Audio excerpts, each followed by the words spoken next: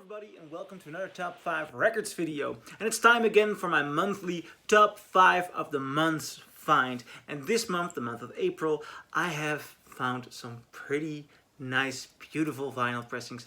And I did not really pay a lot of money for them, so I was really in luck. This is a top 5 of bargains.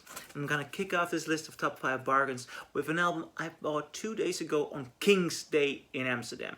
Now, King's Day, it used to be Queen's Day. It's this Dutch holiday in which we celebrate the birthday of the king. And well, I don't have a lot with royalties and that kind of stuff, but I do have something with bargains and second-hand items and second-hand vinyl.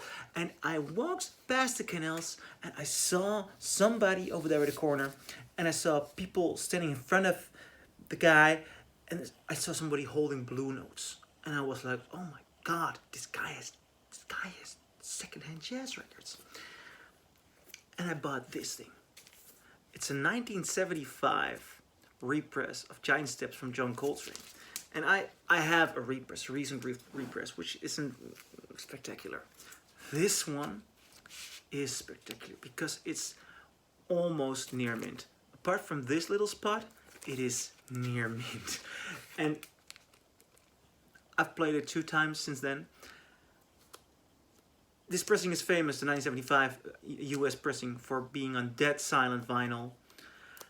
And it sounds stellar. I mean, it sounds stellar. The John Coltrane Atlantic records have the reputation of not being recorded in the best quality. Well, that might be true, but this, nevertheless, is one of the best sounding versions I have heard of this album. And I'm so happy I paid 10 euros for it. Can you imagine? 10 euros for a 1975 US pressing of this. Another bargain. I paid 20 euros for Fetch the Bolt Cutters by Fiona Apple. And this is a marvelous record. This is a really, really good pop record. She has wonderful lyrics. She is a very, very strong musician. And this album, I believe most people agree that this actually is her best album. I'm not too familiar with Fiona Apple. I bought this album and I listened to it before because I heard lots of people talk about it and got great comments. And I understand this is a beautiful record, and it usually goes for about 45 euros if you find one, or $45. So another bargain. I'm very happy with that. This was something I did not know was actually released. Falco, Life of Donna and Insel. Now, anybody over here who thinks that Falco was a one-hit wonder with Rock Me Amadeus, or with Genie, or with Der Kommissar, and he would have been a 3-hit wonder, is wrong. For about 18 years ago, when I went to Munich for the first or second time, I spent days over there searching for a Falco live DVD, and I was in luck because I found this show on DVD, and it has since been one of the DVDs I've played most, because in 1993 Falco was one of the most amazing vocalists around.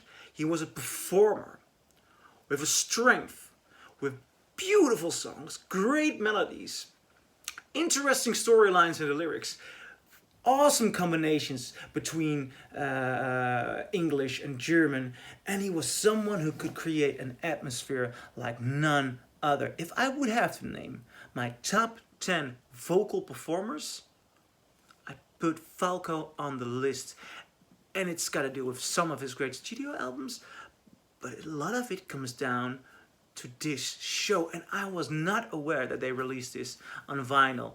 Not a very big or grand release, but listening to this, you realize that Austria had one of the great pop rock performers.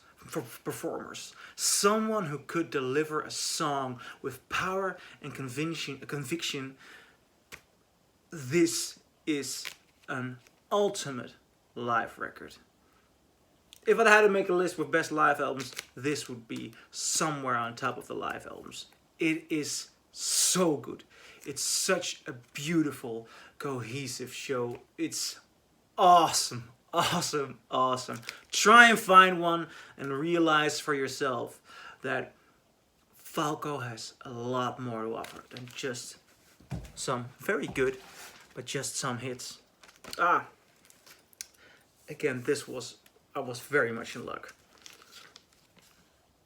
This is a Led Zeppelin 3 pressing, and it's a Red Plum first UK pressing.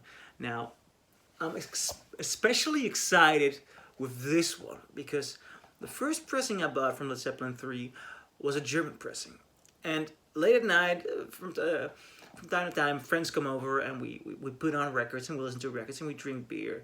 And you always need a bit of music with a punch. So Led Zeppelin comes along on the record player a lot. And we always skip this record. We tried to put this on from time to time, but the German pressing was too thin. The sound of it was too thin. And then I went searching. I went online to find good pressings. And a lot of the reviews from loads of these pressings, a lot of the 70s pressings are bad. A month ago I actually bought a US pressing of this. And the US pressing was so thin, I just brought it back to the store. Now, last month I got across a first UK pressing, and this sounds full. If you put this on, you want to dance to it. It's hard rock. Is it dance music? Well, you want to jump around to it. Awesome, awesome pressing, and it's so tough to find a good sounding Led Zeppelin 3. So I'm very, very happy with this. This is my number 2 spot. But there is still place for a number 1 spot.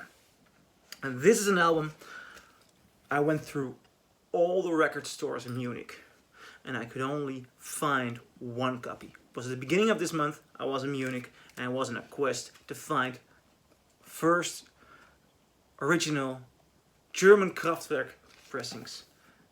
And this one, this beauty, I found it on the final day there. The Trans-Europa Express. Don't mind the cover. It's not a beautiful cover.